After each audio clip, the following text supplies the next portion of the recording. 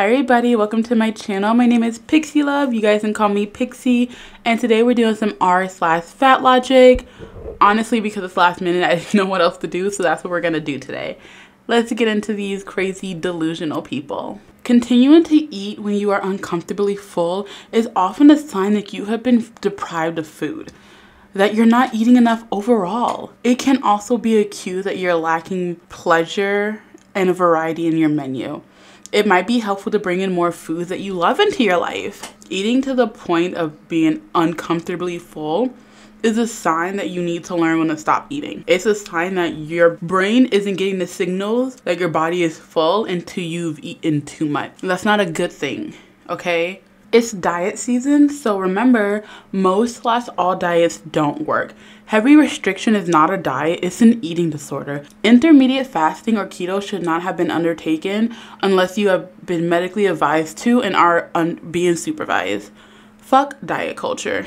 Hey, if you see this tweet and your first thought is, I will ignore all the evidence presented and use this tweet as a place to promote toxic attitudes towards food and calorie counting, consider go to hell. If anyone has like a toxic attitude towards food, it's you people. Like, you guys are actually freaking delusional. Like, you guys act like food is like the only good thing in life. And you know what? When you're at this point, when you're like, you can't do anything in life because you're so fat, food is probably the only good thing in your life. But like, let me tell you, there's more to life than just eating good food. Like, I promise you, there's a way more to life. It's kind of fun when you actually start living life and doing stuff instead of just sitting down and eating all day. Diets don't work. Yes, they do. If you restrict your calories, you'll lose weight, plain and simple. Okay? And if you do look at weight loss as a science and go at it in a healthy mindset, you can lose the weight and keep it off.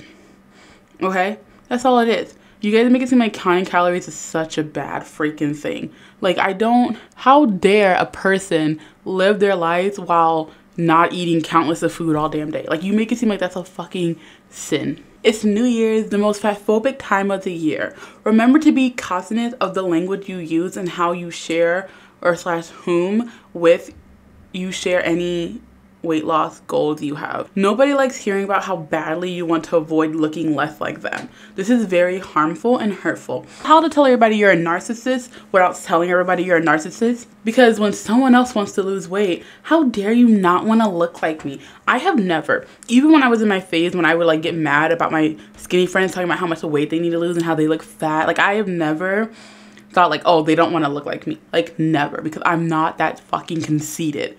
No one cares about you. I'm sorry, you are not the main character. No, I know it's hard to fucking believe. None of us are fucking main characters. Okay, we are all continuously in this story of life side by side together. And I'm sorry, but little Becky is not trying to lose weight because she doesn't want to look like you, Abby. Like, no one cares. Like, it's not about you. It's about that person. It's about me. I'm not losing weight because I don't want to look like Lizzo. I'm losing weight because I want to be able to do things that I could do in a smaller body. That's why I'm losing weight. I don't care about anybody else. But yet you guys are so fucking conceited that you think everyone has a problem with you. Everyone hates you. Everybody's against you. Like, it's fucking disgusting. Like, it's actually disgusting. Oh, good. It's almost my favorite time of year. National Fat Phobia and Eating Disorder Promotion Month. January. Do you understand how much you trivialize and minimize actual eating disorders when you think that someone going on a simple weight loss journey or a simple diet is an eating disorder? Can diets lead to eating disorders? Yes. So can overeating. But let's not talk about that right now. Diets can lead to eating disorders, but just someone trying to reevaluate the way they eat and trying to eat less and work out more, that is not in of itself an eating disorder. It's not. And when you call it that, you trivialize actual eating disorders. Just like when a black person goes into McDonald's acting a fool and someone tells them to leave, they're like, oh, you're doing this because I'm black. This is racism. You're actually trivializing actual racism when you call out incorrect racism. So just like that's a problem, you actually trying to lose weight an eating disorder is trivializing actual eating disorder, then you should be absolutely disgusted with yourself. If you care about people with eating disorders as much as you claim, you would actually be disgusted with yourself if you actually cared. But you don't care. You just want people who want to lose weight feel bad for themselves so they can all be fat and miserable just like you. Because I promise you, you're not happy. If you were truly happy with being fat, you wouldn't care if someone else didn't want to be fat. You wouldn't care, but you do care, and you want more people to look like you because you want everyone to be miserable alongside you. And I'm sorry, but that's kind of pathetic. I thought brands like Skinny Pop were bad and drenched in diet culture, but here comes Green Giant with their new product, literally titled Healthy Weight. Let's look at this product, okay? So it's Simply Steam Healthy Weight, diet rich in foods containing fiber and can help you maintain a healthier body weight, lightly sauced. Like, that's kind of looking good. 90 calories per serving. Like, yes, maybe I'll try it. You know what's funny? I have 2 cats, right? And we have 3 dogs in our house as well. And like, I look at dog food and cat food all the time. I don't ever see these people complaining because there are cat foods that literally say, you know, healthy weight, you know, balanced diet, all that stuff to like try to keep your cat and your dogs in healthy weights and stuff like that. You don't complain about that. But yet when it's a person trying to stay at a healthy weight, now all of a sudden you have a huge problem. I just like, is it because you're also overweight and you want everyone to be miserable alongside you? Or is it that you just want something to complain about because you literally have no real issues in your life? Because I'm sorry, if you had real problems in your life, you wouldn't be complaining about a healthy weight title freaking vegetable mix. And you know, maybe you do have real issues, but you're using this as a way to like hide your real issues so you don't have to deal with them. And also, if that's the case, please go deal with your problems, ma'am. Like, please, I want you to be a better person. Don't be running away from your problems and complaining about vegetables online.